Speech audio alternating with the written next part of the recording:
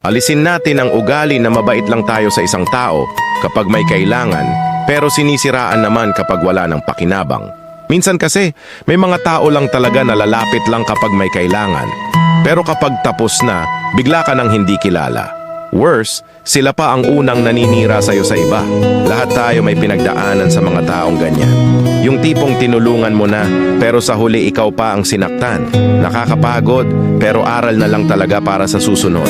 Mas magaan sa pakiramdam yung totoo ka sa lahat ng oras, hindi lang kapag may kailangan. Masarap sa puso yung wala kang tinatapakang tao kahit anong estado pa nila sa buhay.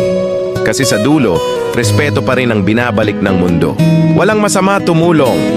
Pero piliin din natin ng mga taong hindi lang marunong tumanggap, kundi marunong ding tumanaw ng utang na loob. Hindi yung kapag nakuha na nila gusto nila, bigla ka ng ghosted. Parang promo lang na expired na. Wala ka ng halaga. Kung ayaw natin ng ganitong trato sa atin, huwag din nating gawin sa iba. Kasi ang ugali, bumabalik din sa'yo. Kaya piliin maging mabuti kahit walang kapalit.